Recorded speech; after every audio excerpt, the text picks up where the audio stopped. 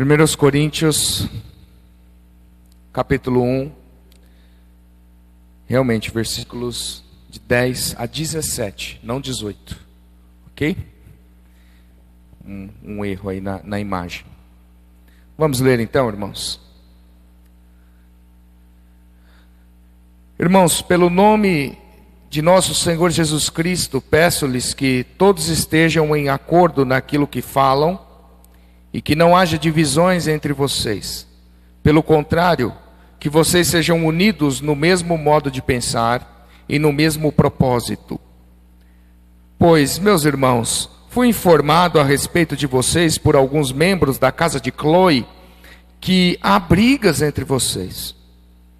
Refiram-me ao fato de cada um de vocês dizer: eu sou de Paulo, eu sou de Apolo, eu sou de Cefas, e eu sou de Cristo. Será que Cristo está dividido? Será que Paulo foi crucificado por vocês? Ou será que vocês foram batizados em nome de Paulo? Dou graças a Deus por não ter batizado nenhum de vocês, exceto Crispo e Gaio, para que ninguém diga que vocês foram batizados em meu nome. Batizei também a casa de Estéfanas. Além destes, não me lembro se batizei algum outro. Afinal, Cristo não me enviou para batizar, mas para pregar o Evangelho, não com sabedoria de palavra, para que não se anule a cruz de Cristo. Vamos orar?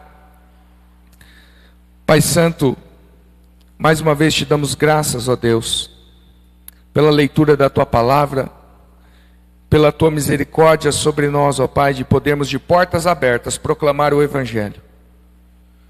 Oramos para que o Senhor nos abençoe com essa palavra, para que o Senhor dê sabedoria ao pregador, encha, ó Pai, meu coração, minha boca, para que eu fale, ó Deus, aquilo que é da Tua vontade. Senhor Deus, ao mesmo modo, ó Pai, não dá só boca para falar, mas ouvidos também do coração para a Tua igreja ouvir. Opera, Espírito Santo, edifica o Teu povo e toma toda a honra e glória para si. Em nome de Jesus. Amém. Domingo passado, nós falamos sobre um caso de divisão, um caso de separação entre Paulo e Barnabé. Foi o texto de Atos que nós vimos. E é muito interessante, irmãos, porque nós vemos algo muito parecido acontecendo aqui em Corinto. Havia um problema. Na verdade, em Corinto havia vários problemas, eu já falei aos irmãos. Mas um desses problemas, e é o que Paulo começa, é o problema de brigas e divisão entre eles. Havia brigas, divisão entre eles, por conta, principalmente, queridos, de uma coisa que era muito cultural e muito forte ali na época, que era a questão de retórica, de sabedoria, chamado de sofia no grego, a sabedoria, e a sabedoria grega, filosófica, daquela época. A ideia que eles tinham era de ter glória em meros seres humanos que falavam bem, que se comunicavam de uma maneira que chamava atenção, né? Que tinha essa sabedoria, toda essa retórica para falar. E a ideia é que eles se orgulhavam porque em meio àquela cultura que exaltava essas coisas, eles viam na igreja de Corinto homens que tinham passado ali, homens que eles conheciam dentro da igreja, que eles poderiam dizer: nós temos os melhores mestres, nós temos os melhores oradores em nossa igreja. Lembrando que aquele mundo era um mundo helenista significa um mundo de fala grega. O grego era como o inglês hoje da época, né? Então, todos os lugares praticamente falavam grego, como todos os lugares hoje praticamente falam inglês. A retórica grega, a maneira de se falar e de convencer dos filósofos, os sofistas da época, marcava aquele contexto. E não é porque o conteúdo era poderoso, simplesmente, Mas não é porque o conteúdo era poderoso, mas a maneira deles se expressarem, né? Deles falarem. Eles aparentavam poder na oratória. E no meio disso, a igreja de Corinto brigando por causa da sabedoria e retórica dos seus líderes.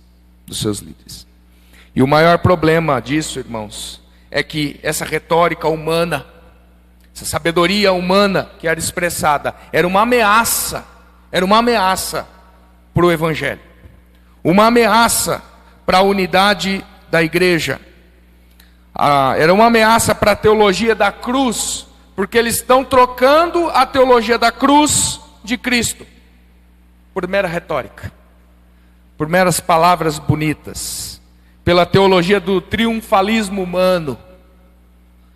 Nada de novo debaixo do sol, né, irmãos? Hoje, os prestigiados nem sempre são os que falam a verdade, mas são aqueles que falam bonito, são aqueles que falam de uma forma que cativam o coração de uma forma humana. Diante disso, o coração do texto para nós essa noite, está aí na tela, é o seguinte: onde homens são exaltados, a igreja é dividida. Mas onde Cristo é exaltado, a igreja permanece unida. Onde homens são exaltados, a igreja é dividida. Onde Cristo é exaltado, a igreja permanece unida. Nós vamos trabalhar rapidamente 3 breves pontos. Bem batista, né? Então, um pedido à unidade, versículo 10. Nós temos aí um pedido, uma súplica de Paulo à unidade. O segundo ponto será o perigo do culto à personalidade, versículos de 11 a 13. E por fim, a centralidade de Cristo no ministério, versículos 14 a 17. Ok? Então nós já vimos que no verso 1 a 9, como já foi exposto à igreja, a introdução da carta. Paulo faz a introdução dessa carta, onde vimos Paulo engrandecendo a Deus. Paulo está dando graças a Deus, porque Deus tem sido gracioso com a igreja de Corinto, apesar das falhas que eles tinham. Deus tem dado dons à igreja de Corinto, e Deus também tem sido fiel, apesar da infidelidade da igreja. E agora ele vai fazer uma transição nesta oração de gratidão que ele está fazendo, que ele fez, e para o seu primeiro assunto, o seu primeiro problema a tratar na igreja de Corinto. Então nós vamos começar aqui no versículo 10, um pedido à unidade. Vamos ler novamente só o versículo 10. Irmãos, pelo nome do nosso Senhor Jesus Cristo, peço-lhes que todos estejam de acordo naquilo que falam e que não haja divisões entre vocês. Pelo contrário, que vocês sejam unidos no mesmo modo de pensar e no mesmo propósito.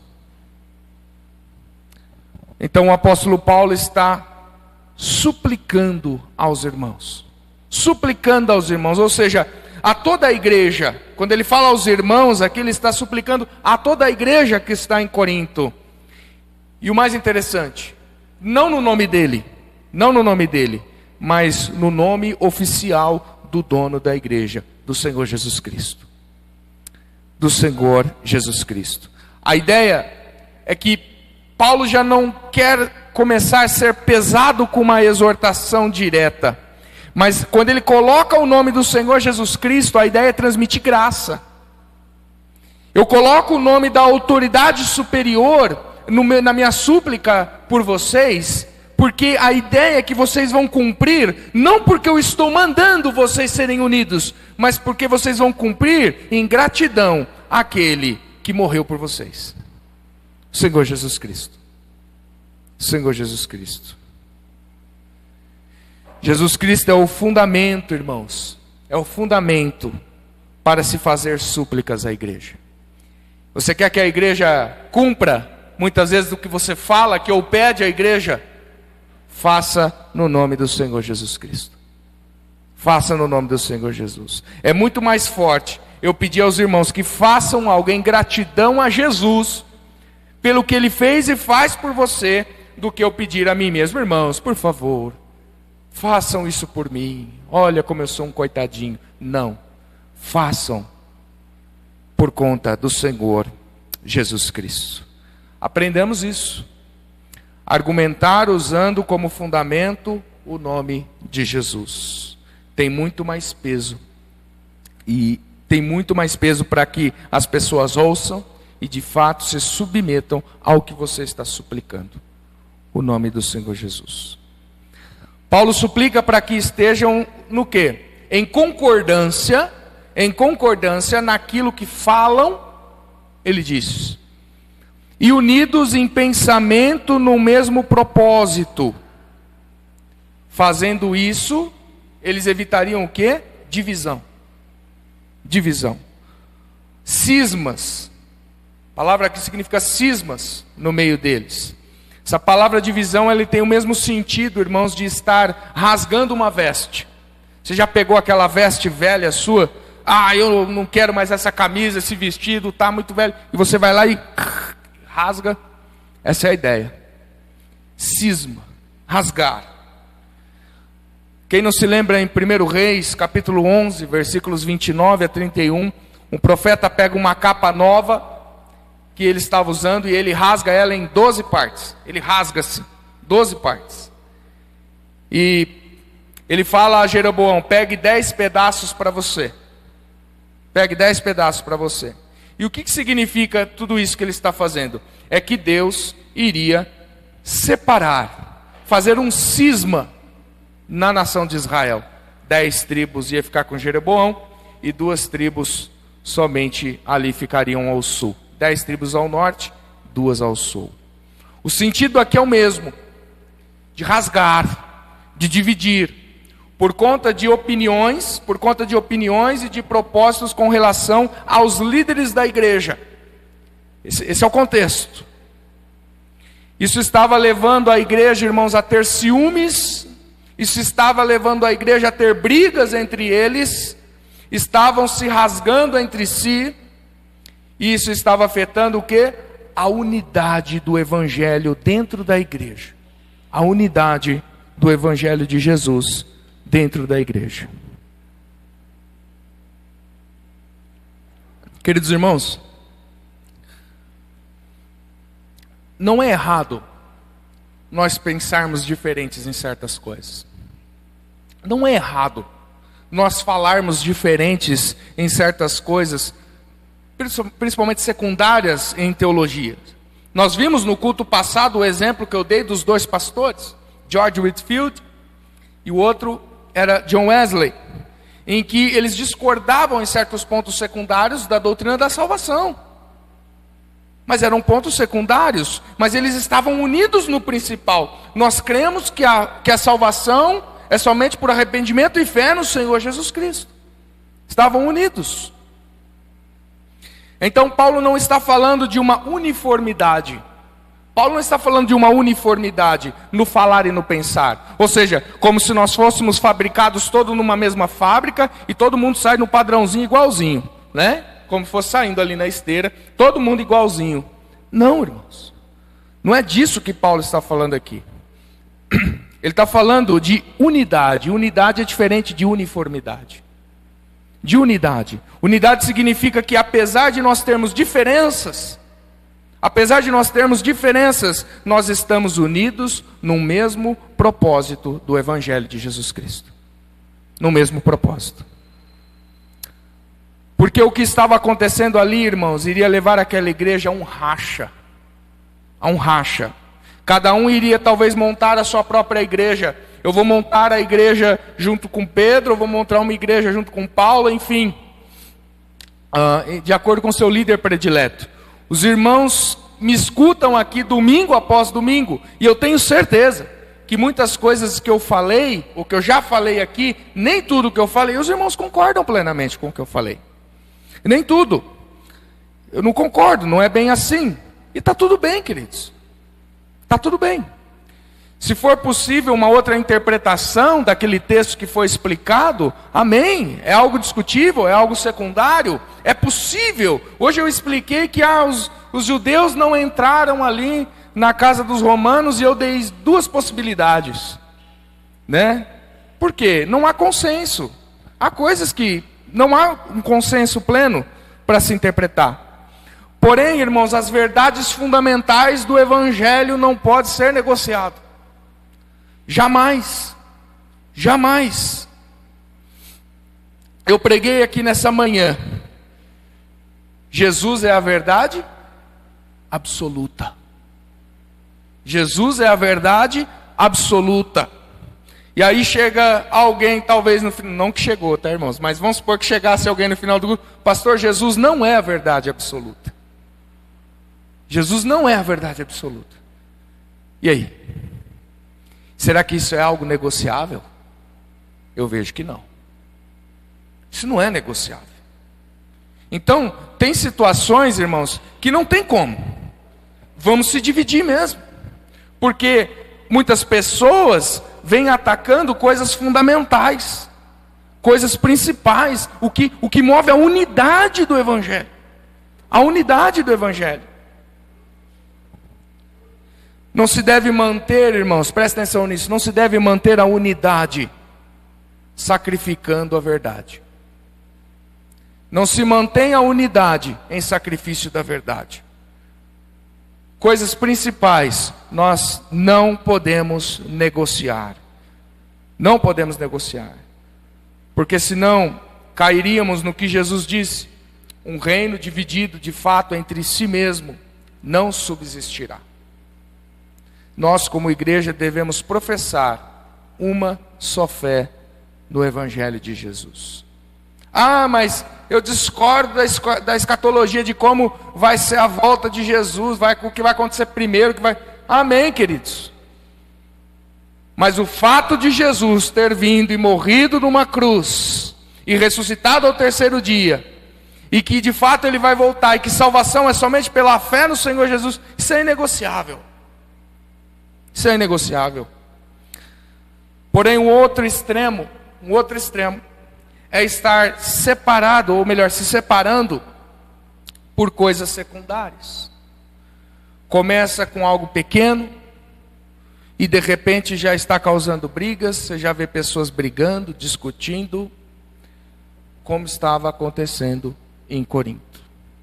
A ideia que Paulo está falando, tá bom, vocês acham que o que vocês estão fazendo aí é algo que não está afetando o Evangelho, mas pode começar como algo pequeno, mas eu vou mostrar como isso aí vai poder crescer e de fato afeta o Evangelho, e já está dividindo vocês, e vai separar ainda mais vocês. É isso que Paulo está explicando para eles. Há vários perigos de divisão na igreja, e um deles, que Paulo está colocando aqui, é o que está dos versículos de 11 a 13.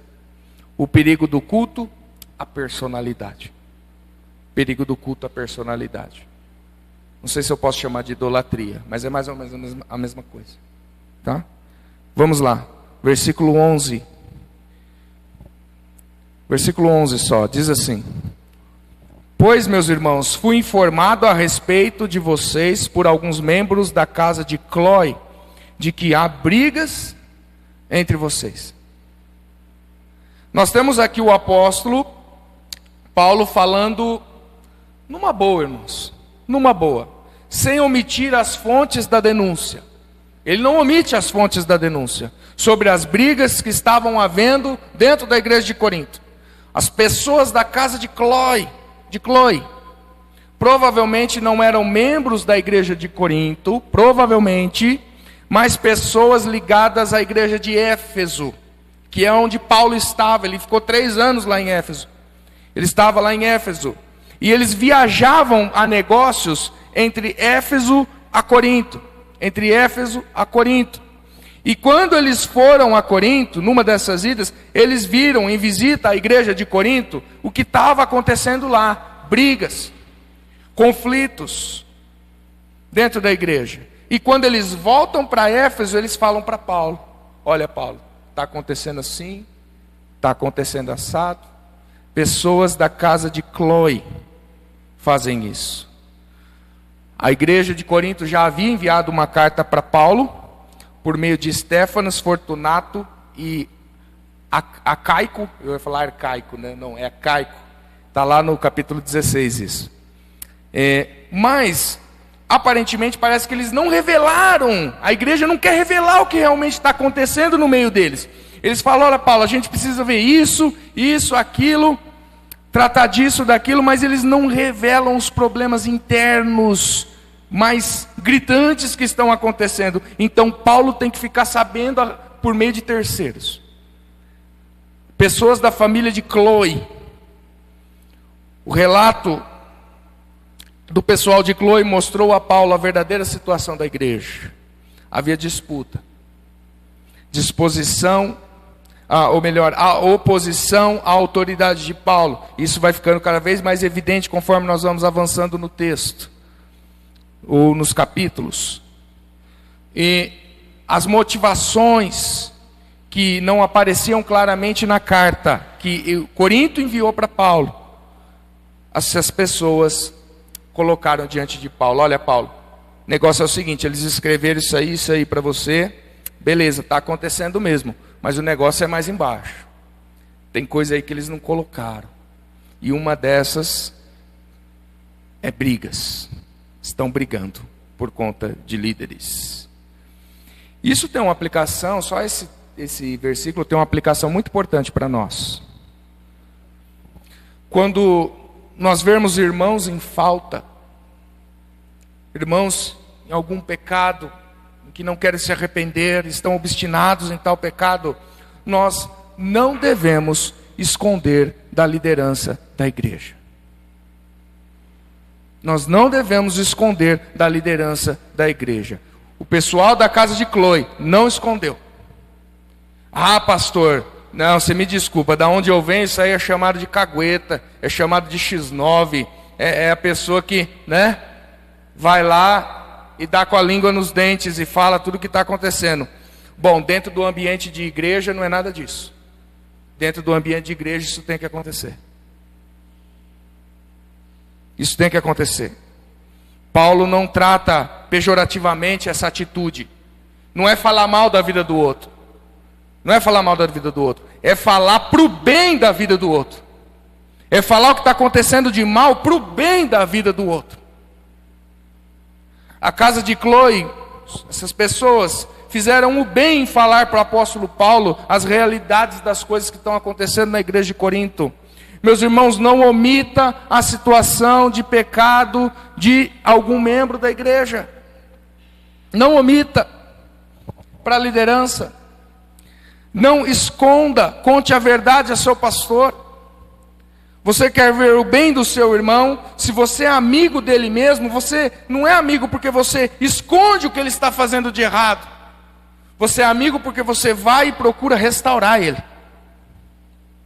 Restaurar. Você não fica quieto. Você quer resolver a situação dele. Se der para vocês sozinhos, irmãos, ajudar, irmãos, vai, ajude. Mateus capítulo 18, nós temos lá. Vá primeiro sozinho. Se seu irmão não te ouvir, vá, chame 2 ou 3. Se ainda assim não te ouvir, chame a liderança da igreja. Se ainda assim não te ouvir, leve para a igreja. É o padrão. Se você for lá e conseguir resolver, meu irmão, se arrepende, você está fazendo errado, amém, morre ali, você não precisa nem levar para a liderança, acabou o problema, morreu ali. Mas se você precisa de ajuda, você vê que as coisas não estão fluindo, vá e conte para a liderança da igreja. Vá sim. E não precisa ficar com medo de revelar seu nome. Não precisa ficar com medo de revelar seu nome. Porque tem irmãos que não tem problema de falar do pecado do outro, do que está acontecendo de fato na vida do outro. Olha, pastor, é isso que está acontecendo, o senhor precisa dar um jeito, vai lá e resolva a situação. E o pastor diz, ok, tudo bem, posso envolver você no processo, né? Eu posso falar que foi você que me falou? Não, pastor, pelo amor de Deus, vai me envolver no problema dos outros. Mas você já está envolvido, você já veio me falar. Vai envolver meu nome, pastor? Não, vamos lá. Você já não veio me falar? Vamos lá comigo. Não, pastor, pelo amor de Deus. já fiz minha parte, eu sou um homem de recado. Sou uma mulher de recado, eu só vim aqui falar para o senhor ficar atento, antenado. Mas não me coloca no meio disso aí não. E nós vemos uma situação que nos mostra, nós vemos uma situação aqui em Corinto que nos mostra totalmente o contrário, né? Paulo não tinha problema em citar na carta quem falou para ele. Não tinha problema nenhum em citar quem tinha falado para ele. Irmão, se nós somos uma família de Deus, não deve haver receio entre nós de nos expor para o bem da igreja. Não deve haver receio. A resposta deveria ser: olha, pastor, sem problemas. Sim, eu estou falando para o senhor, vamos lá. Vamos lá, eu ajudo, porque eu quero o bem do meu irmão. Eu não tenho que me ocultar, eu quero ajudá-lo. Queridos, não tem esse negócio de se ocultar no processo do resgate de alguém. Não adianta dizer eu não quero me envolver. Você já está envolvido no cuidado da igreja. Quando você não somente creu em Jesus, mas quando você se tornou parte daquele rebanho pessoal. Você já se envolveu. Nós já estamos envolvidos um na vida do outro. Não tem para onde correr. Não tem para onde correr. A não ser você sair da igreja. Aí é pior. Aí se torna pior, né? Não tem para onde correr. Estamos envolvidos. Então, resumindo, não devemos omitir e nem se ocultar no processo de restauração de algum irmão, de alguma irmã. Ok? Todo mundo disse assim? Amém. Muito importante isso aqui, achei muito importante trazer para a nossa realidade. Então, as brigas que estavam havendo na igreja é resultado, irmãos, do que Paulo explica no versículo 12. Olha o que ele fala: refiro-me ao fato de cada um de vocês dizer: eu sou de Paulo, eu sou de Apolo, eu sou de Cefas e eu sou de Cristo. São essas 4 turmas aí.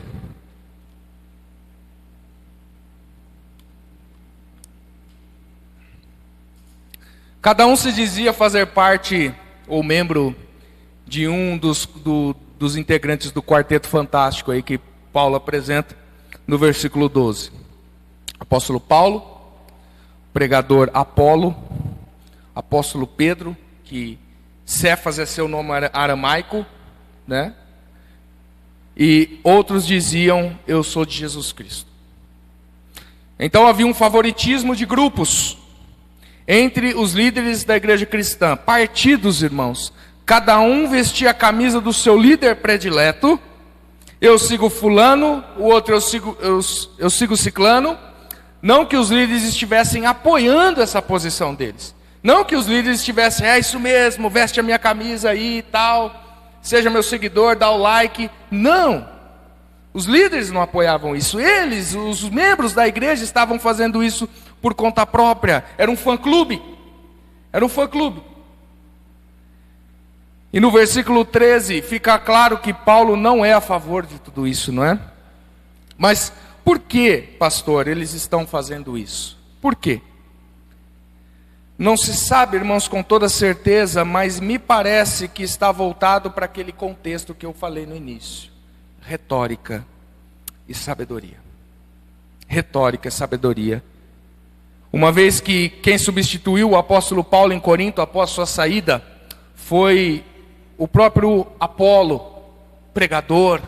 Atos capítulo 18, versículo 24, diz que foi Apolo. Ele era um judeu alexandrino, homem eloquente. De nenhum outro pregador é falado como é falado de Apolo. Só Apolo é chamado de um homem eloquente e poderoso nas Escrituras. Poderoso nas Escrituras. Além do mais, é Apolo que Paulo faz referência direta no capítulo 3, versículo 4, para dizer que os coríntios são carnais e não entendem o processo. Eu sou o que planto, Apolo é o que rega. Vocês não entendem o processo, vocês ficam achando que um é maior que o outro. Paulo faz referência logo a Apolo. Porque Apolo, irmãos, ele vem com toda essa filosofia grega. Apesar de ser judeu, ele estudou em Alexandria, a maior biblioteca grega que existia na época em Alexandria. Então eles estão se orgulhando na retórica e na sabedoria. Eles tinham fascínio, irmãos, um fascínio pela filosofia. Corinto só perdia para Atenas nessa questão. Atenas, né, cheio dos deuses, onde Paulo encontrou o Deus desconhecido lá. Então, só perdiam para Atenas. E com isso eles amavam a retórica grega e associavam isso ao poder das palavras dos ministros de Cristo. Colocando até eles como em um ringue para ver quem é melhor. Quem é o que fala melhor? Quem é o melhor pregador? Quem falava com mais beleza? Quem falava com mais profundidade? Quem era mais culto, mais sábio, mais poderoso no jeito de manusear as palavras? A forma como falava, a entonação de voz que usava. Isso fazia, irmãos, quando porque esse tipo de retórica não era só, eles trouxeram para dentro da igreja, mas isso já era usado ali fora. E quando essas pessoas que agiam com retórica, agiam nas praças, eles faziam todo um argumento, uma maneira sedutora de falar para as pessoas, de uma maneira que quando eles terminassem, eles pudessem passar o chapéu ali e pegar dinheiro do povo. Essa era a ideia. Os sofistas. E o pessoal trouxe isso, se converteu, e os crentes em Corinto se converteram, mas trouxeram isso para dentro da igreja. Trouxeram essa visão para dentro da igreja. A mesma retórica dos sofistas e sabedoria, eles também queriam ver nos pregadores do evangelho, e ficavam analisando um ou outro. É o que acaba acontecendo, irmãos, muito nas igrejas, quando uma pessoa se converte, mas ela traz seus costumes e atrações que ela tinha no mundo para dentro da igreja. E acontece porque a gente não entra dentro da igreja perfeito. A gente entra na igreja para ser santificado. Nós estamos num processo de santificação. Nós não mudamos já da água para o vinho. Tem muita coisa que ainda está na nossa mente, que está no nosso coração, que a gente trouxe lá de fora, e acaba colocando isso dentro da igreja, esse conceito dentro da igreja de alguma maneira. Acontece. Tem pessoas que eram apaixonadas por idolatrar cantores. Ele é o meu ídolo. É o Justin Bieber. Misericórdia. Michael Jackson. Ele é meu ídolo. Tem gente que idolatra jogadores de futebol. E traz isso com eles dentro da igreja. E como dentro da igreja não tem o jogador de futebol dele, não tem o cantor preferido dele dentro da igreja, o que ele faz? Vou começar a fazer isso com os pastores agora. Entendeu? O que está acontecendo? A tendência de um culto à personalidade. Olha para o pregador e compara com outros, como se compara talvez Cristiano Ronaldo e Messi, como ele fazia fora da igreja. Então havia um grupo de Paulo, apesar de muitos se oporem ao seu apostolado, havia um grupo que era a favor de Paulo, mas muitos diziam ser ele o pregador mais profundo que havia das Escrituras. Não, Paulo não tem igual para pregar e para fazer a relação do Antigo Testamento com Jesus Cristo, não tem igual. A teologia bíblica de Paulo não tem igual. Apesar de Paulo ser duro algumas vezes, mas não, é o pregador excelente. O grupo de Apolo, não, Apolo fala como ninguém. Ele é eloquente. Ele tem as palavras que me fazem chorar, só de ouvir uma palavra que ele fala, né? Inteligente, vindo do centro do conhecimento, Alexandria. Muitos se apaixonaram pelo estilo do pastor Apolo. Não, mas o mais top mesmo é Pedro. Não, Pedro não tem igual, porque Pedro pregou um sermão só e 3.000 pessoas se converteu. O Nicodemos fala isso, né? Ele fala, o apóstolo Paulo e Apolo precisava pregar 3.000 sermão cada um para poder uma pessoa se converter. E Pedro pregou um só e 3.000 pessoas se converteu. Não, igual Pedro não tem, né? Ele é incomparável, Pedro. A pregação dele, muitos se convertem, aquela massa vem para frente e aceita Jesus. E então chegava alguns que não se filiavam em nenhum desses pregadores e diziam: vocês são carnais mesmo, né? Vocês não têm espiritualidade nenhuma. Nós não seguimos homens, nós somos de Jesus, né? Não, tá aqui, ó. Nós somos de Jesus. Parece que esses aqui são os melhores, não é? Porém, esses daqui são os piores. Porque eles se dizem melhor que todos os outros. São os mais espirituais, que Paulo vai tratar mais lá na frente. Eles se acham mais espirituais que os outros. Eles são os piores. Eles negam que Cristo fala através da boca dos ministros. Nós não precisamos de pastores. Nós não precisamos de ministros. Nós somos de Jesus. E ignoram os pregadores. Ignoram Paulo, Apolo, Pedro. Não. Vocês são carnais. Vocês ficam atrás de pregadores. Nós não precisamos disso. Nós não precisamos nem de igreja. Dependendo, a gente sai daqui, a gente não precisa nem de um ministro para ministrar para nós. Vem do céu aqui, Jesus trata direto conosco. Ele fala aqui no meu coração. Esses são os que falam que são de Cristo, aqui, no contexto. No contexto. Essa é a ideia, irmãos. Eu não preciso da opinião, da pregação de pastor nenhum. Eu não preciso de nenhuma influência humana para aprender de Deus. Esse grupo aqui são os piores. Talvez os mais propensos a sair da igreja. Os mais propensos a sair da igreja dizendo que não precisam de pastores. Não precisam de pastores. Enfim, a aplicação para nós é a seguinte, irmãos. Não é para que deixemos de seguir pregadores. Eu sei que todos nós temos pregadores que nós gostamos mais de ouvir. Uns ouvem o Hernandes Dias Lopes, outros ouvem, enfim, Nicodemos, tantos, John Piper, tantos pregadores.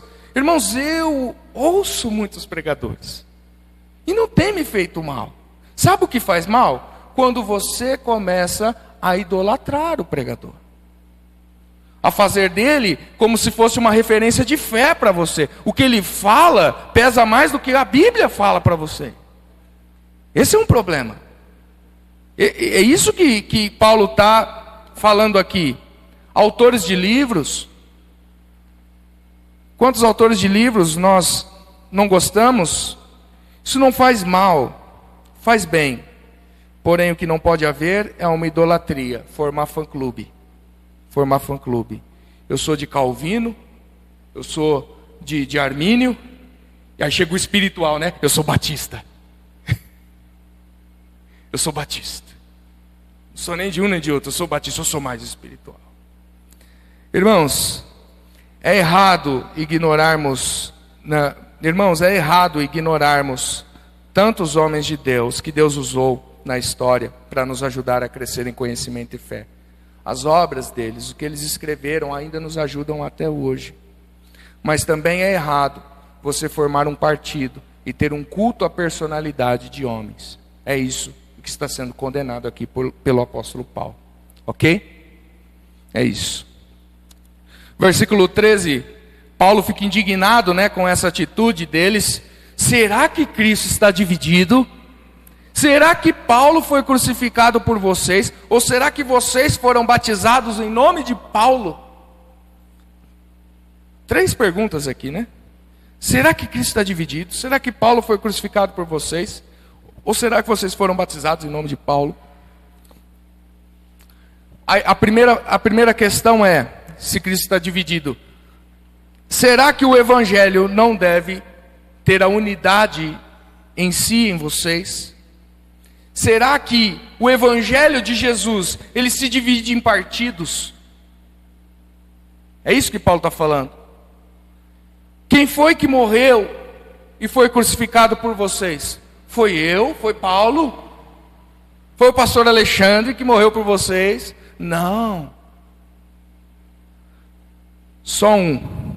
Cristo é o que morreu por vocês. Cristo, é isso que Paulo está apontando aqui. Não façam panelinhas, não façam partidos. assim por conta de pregadores. Vocês estão ameaçando a unidade da igreja e vocês estão ameaçando a cruz de Cristo, porque vocês estão exaltando homens mais do que o próprio Cristo que morreu por vocês. Paulo está falando, foi eu que morri por vocês? Vocês estão brigando a ponto de se dividir. A outra questão levantada por último, vocês foram batizados no nome de Paulo? Será que não foi no nome do Pai, no nome do Filho e no nome do Espírito Santo que vocês foram batizados? Então parem de dizer tolices sobre essa questão a respeito de homens. Vocês estão ameaçando a unidade, o sacrifício de Cristo e até mesmo o apontamento do batismo. O apontamento do batismo, quando ficam se dividindo em idolatria ou culto à personalidade. Isso vai nos levar ao terceiro e último ponto nessa noite: a centralidade de Cristo no ministério. Versículos 14 a 17. Vamos ler 14 a 16 só. Dou graças a Deus por não ter batizado nenhum de vocês, exceto Crispo e Gaio, para que ninguém diga que vocês foram batizados em meu nome. Batizei também a casa de Estéfanas, além destes não me lembro se batizei algum outro. Até aí. Meus irmãos, é difícil pensar num pastor agradecendo a Deus, dizendo, dou graças a Deus porque eu não batizei muita gente. É difícil, mas Paulo está fazendo isso. Paulo está fazendo, eu dou graças a Deus por não ter batizado nenhum de vocês. Porque foram outros que estavam com Paulo que tomaram essa posição de batizar os irmãos, né? Aí Paulo fala, olha, exceto Crispo e Gaio, né? E o propósito que é o principal, para que ninguém diga que vocês foram batizados em meu nome. Em meu nome. Paulo não está desfazendo do batismo. Paulo não está ignorando o batismo, irmãos.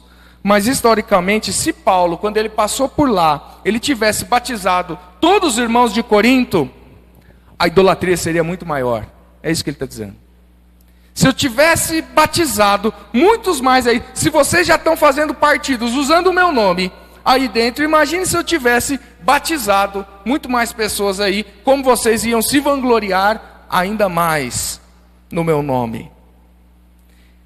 Irmãos, o batismo é a identificação pública de fé do cristão no nome de quem ele é batizado, que é no nome do Pai, do Filho e do Espírito Santo. Nós com isso temos uma identificação com Cristo.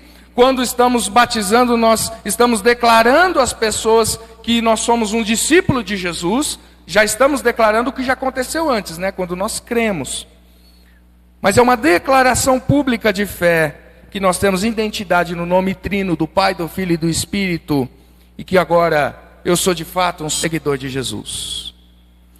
Porém, há uma tendência das pessoas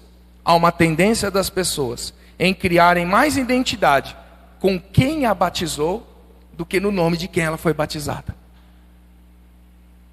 Tem pessoas até hoje, porque eu fui batizado pelo pastor fulano de tal, não, porque foi o bispo não sei das quantas que me levou às águas. Fala até desse jeitinho assim, as águas. Irmãos, e com isso as pessoas não se lembram de fato no nome de quem que elas foram batizadas. Dão mais crédito ao homem que foi instrumento para levar elas às águas do que ao próprio Senhor Jesus, que é com quem ela se identificou no batismo. É inevitável que nós tenhamos algum carinho com aquela pessoa que nos batizou. É inevitável. Poxa, um servo de Deus foi usado, foi um momento especial para mim. É inevitável. Mas, irmãos, nós não podemos fazer disso um culto à personalidade. Um culto à personalidade. Como se o pastor que te batizou fosse o super pastor.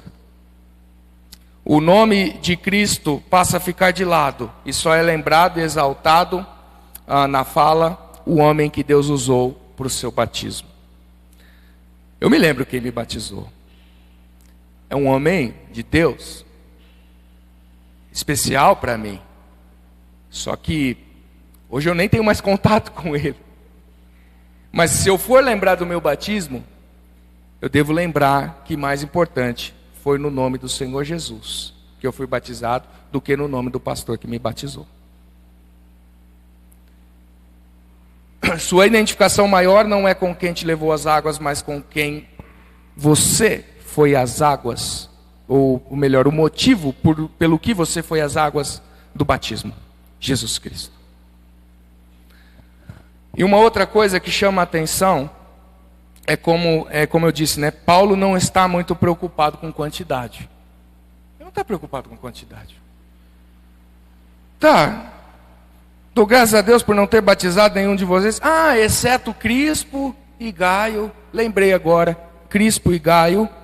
Batizei também da casa de Estéfanes. Além destes, quer saber? Eu não me lembro se eu batizei mais algum outro. Eu nem me lembro quem eu batizei, Paulo está falando. Eu nem me lembro. A ideia é que Paulo não está preocupado com números de batismo. Paulo não está preocupado com números de batismo que ele realizou. Porque a ideia de Paulo é o seguinte: se o número de batismo que eu fizer der mais glória para mim do que para o Senhor Jesus, eu prefiro nem ter tantos batismos, nem fazer tantos batismos assim. Eu vejo, a gente está em grupos de pastores aí e tal, e a gente vê como os pastores gostam e têm apreço de postar fotos batizando pessoas. Não, batizou, 1, 2, está lá a fotinha. Aqui ó, está nas águas. Deus sabe, irmãos, a verdadeira intenção, mas às vezes eu quero que seja mesmo. Eu quero que seja mesmo. Não que eles postem isso para se aparecerem. Olha quantos eu estou batizando. Olha, eu estou batizando mais do que você batiza. Mas que seja de fato porque eles estão alegres, porque pessoas estão vindo a Cristo. Porque infelizmente, eu falo infelizmente, tem muitos que gostam de batizar, mas não estão preocupados que realmente, olha quantas pessoas estão sendo salvas. Estão preocupadas com a sua imagem. Olha quantas pessoas eu estou batizando. Mais pensando em si próprio do que nos salvos, do que ele está fazendo por Cristo. Porém, Paulo não se preocupa com números de batismo. Ele nem se lembra direito quanto ele havia batizado mais. Porque ele não quer dar motivo para se vangloriarem dele. Paulo sabe como o coração do ser humano é, irmãos. Paulo sabe que o coração do ser humano é uma fábrica de ídolos. Que dependendo do que acontece ou do que ele faz, eles podem fazer de Paulo um ídolo, como já estavam querendo fazer. Já pensou? Paulo seria lembrado aqui, não, eu sou de Paulo, porque Paulo foi o que mais batizou aqui em Corinto. Irmãos, isso aqui ensina muito os ministros, ensina muito você que está à frente de um ministério, a fazer de tudo para que você não seja o centro das atenções. A fazer de tudo para que não você seja visto, mas que Cristo seja visto. Para que você não seja exaltado, mas que Jesus seja exaltado. Cristo deve ser o centro. O cristão não deve aparecer na frente da cruz. O cristão deve ficar atrás da cruz. A cruz está na frente. A cruz de Cristo está na frente. Essa é a ideia. Jesus deve ser evidência, porque o coração das pessoas está sempre pronto a trocar Jesus para cultuar uma personalidade humana. Está sempre pronto a fazer algum tipo de ídolo. Por fim, Paulo encerra no versículo 17. Ele encerra com um último argumento aqui. Afinal, Cristo não me enviou a batizar, mas para pregar o evangelho, não com sabedoria de palavra, para que não se anule a cruz de Cristo.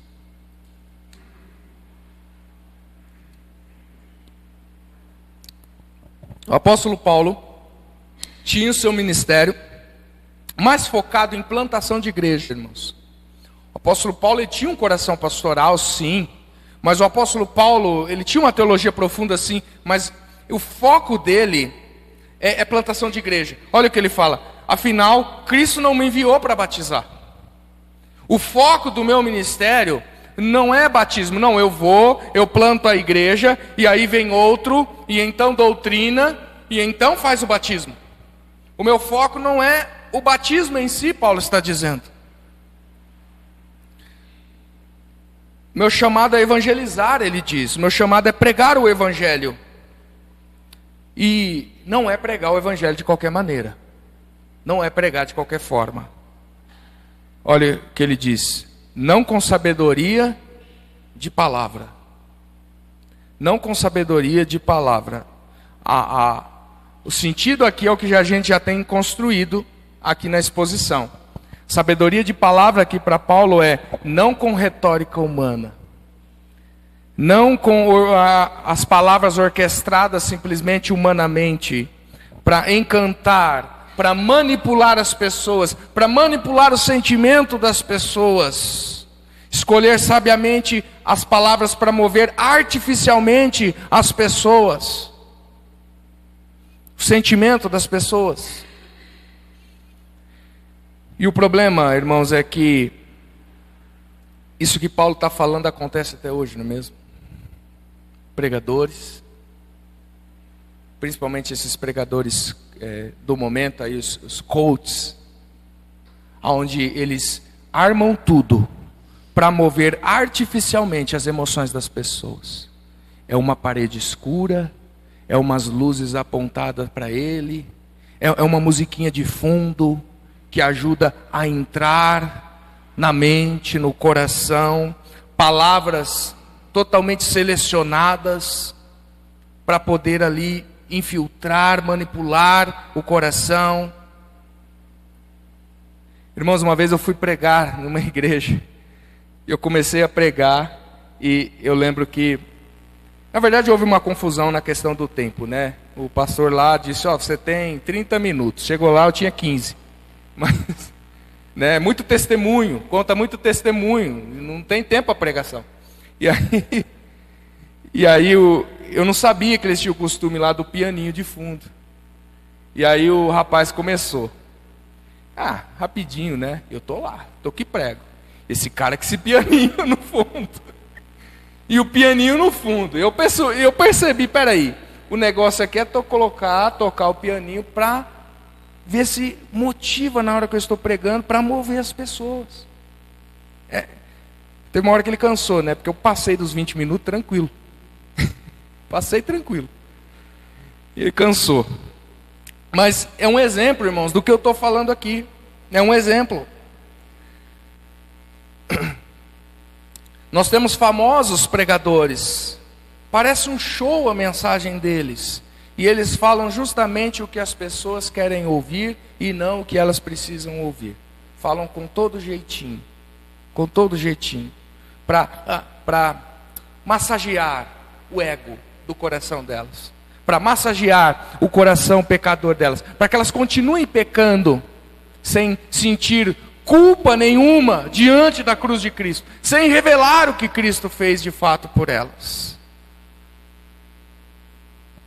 Ali essas pessoas choram e até dizem: esse pregador é maravilhoso. Olha como ele usa as palavras. Me tocou.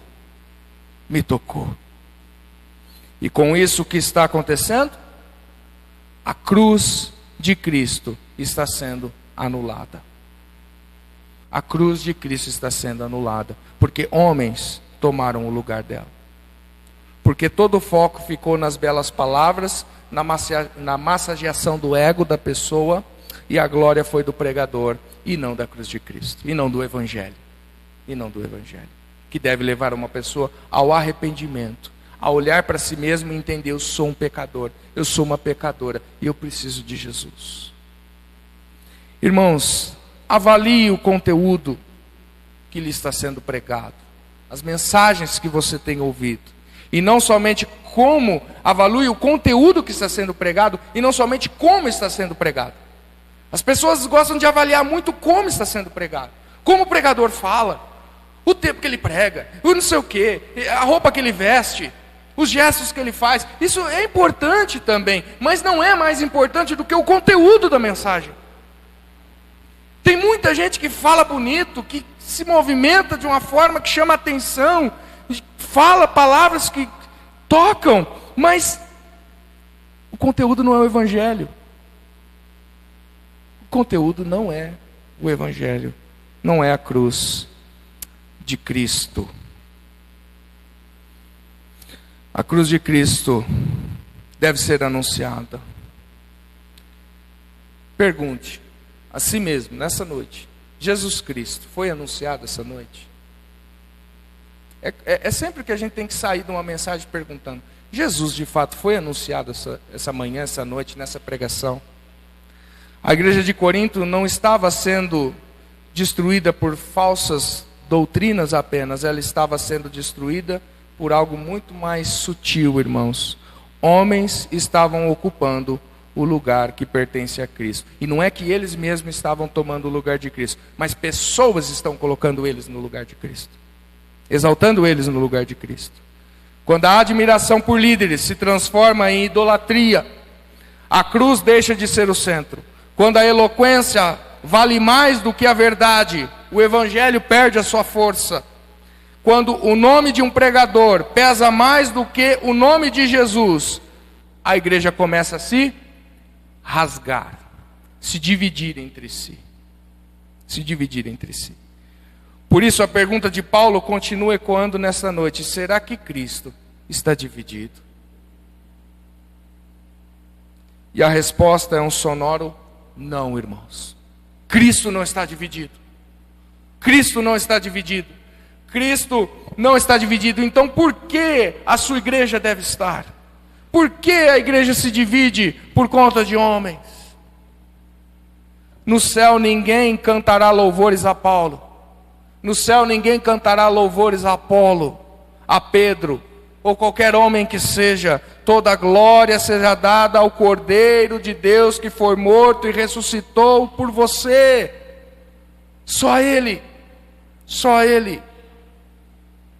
Se esse será o foco da igreja na eternidade, deixa eu te lembrar, esse deve ser o foco da igreja hoje também. Isso aqui é apenas um ensaio do que nós faremos na eternidade. Então examine seu coração nessa noite. Você ama mais a Cristo ou pregadores? Tem dado mais atenção de fato à palavra de Cristo ou entoado ou exaltado pregadores? Você defende mais o evangelho ou a sua preferência pessoal? Você promove unidade ou alimenta divisões? Que Deus nos livre do culto à personalidade, queridos. Que Deus nos livre disso. Que nossos púlpitos sejam conhecidos pela beleza, sim, da retórica, da palavra, de pregar de falar bem, sim, mas não porque simplesmente fala bem, mas porque prega a verdade. Mas porque Cristo é o centro. Que nossos líderes desapareçam atrás da cruz de Cristo, para que todos vejam Jesus. Para que todos vejam Jesus. Porque onde homens são exaltados, a igreja é dividida. Mas onde Cristo é exaltado, a igreja permanece unida. Unida. Aquele que se gloria, glorie-se sempre no Senhor. No Senhor. Amém, queridos?